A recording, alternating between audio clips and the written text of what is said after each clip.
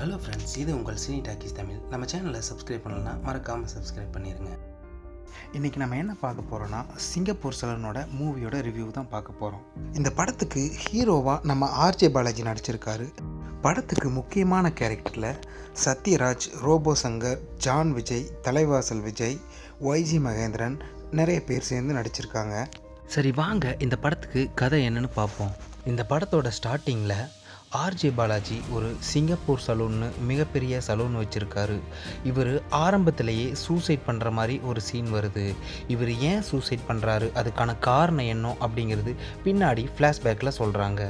அந்த ஃப்ளாஷ்பேக் என்னென்னா, தென்காசி மாவட்டத்தில் சின்ன வயசில் ஆர்ஜே பாலாஜி இருக்கிற மாதிரி காட்டியிருக்காங்க. அதே ஊரை சேர்ந்த லால் அப்படிங்கிறவ சாச்சாவை அவர் ஒரு ரோல் மாடலாக எடுத்து அவர் ஒரு ஹேர் ஸ்டைலிஸ்ட் ஆகும்னு ஆசைப்படுறாரு. படத்தில் லாலோட நடிப்பு ரொம்பவே சப்போர்ட்டாக இருந்துச்சுன்னு சொல்லலாம். படத்தில் ஆர்ஜே பாலாஜி ஒரு வழியாக ரொம்பவே கஷ்டப்பட்டு நிறைய முயற்சி பண்ணி ஒரு ஹேர் ஸ்டைலிஸ்ட்டாக வேலைக்கு ஜாயின் பண்ணுறாரு. ஆர்ஜே பாலாஜி ஜாயின் பண்ணது யார்கிட்டனா, இந்தியாவிலேயே ஃபேமஸான ஹேர் ஸ்டைலிஸ்டான ஜான் விஜய் கிட்ட. அவர் அங்கே வேலை செஞ்சுட்டு அதுக்கப்புறம் சொந்தமாக கடை வைக்கணுங்கிறத அவரோட ஆசை. அதனால் அவர் சென்னையிலேயே மிகப்பெரிய சிங்கப்பூர் சலூன்னு ஒரு கடையை ஸ்டார்ட் பண்ண போகிறாரு. இந்த கடையை அவர் ஓப்பன் பண்ணாரா, அந்த கடையை ஓப்பன் பண்ணும்போது வந்த பிரச்சனையெல்லாம் எப்படி சமாளித்து அதிலிருந்து மீண்டு வர்றாருங்கிறதா கதை. படத்தில் ஆர்ஜே பாலாஜியோட நடிப்பு ரொம்பவே சிறப்பாக இருந்துச்சு. காமெடிக்கு அவரை சொல்லவே வேண்டியதில்லை. காமெடியில் கலக்கின ஆர்ஜே பாலாஜி சென்டிமெண்ட் சீன்லேயும் இந்த படத்தில் ரொம்பவே நல்லா நடிச்சிருக்கிறாரு. ஹீரோயினுக்கு அவ்வளவா இந்த படத்தில் வேலை இல்லை.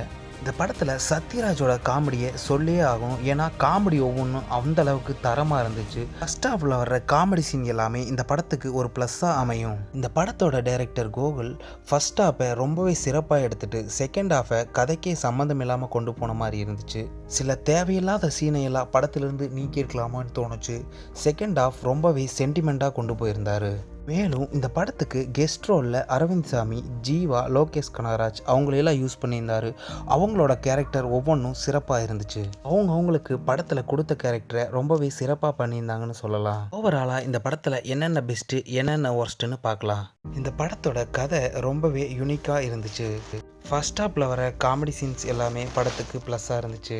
ஃபர்ஸ்ட் ஹாஃபை என்னதான் காமெடியாக கொண்டு போயிருந்தாலும் செகண்ட் ஹாஃபில் நிறைய சென்டிமெண்ட் சீனும் வழக்கத்துக்கு மாறாக நடக்கிறதாக சில விஷயம் நிறையா காமிச்சிருந்தார். அதாவது படத்தை ரொம்பவே இழுத்துட்டு போன மாதிரி தோணுச்சு. செகண்ட் ஹாஃபை ஷார்ட் அண்ட் ஸ்வீட்டாக சொல்லியிருந்தால் கொஞ்சம் நல்லா இருந்திருக்கும். மற்றபடி படம் ரொம்பவே சூப்பராக இருந்துச்சு. தேங்க்யூ ஃபார் வாட்சிங். இந்த மாதிரி நிறைய வீடியோஸ் வேணால் நம்ம சேனலை மறக்காமல் சப்ஸ்கிரைப் பண்ணுங்கள்.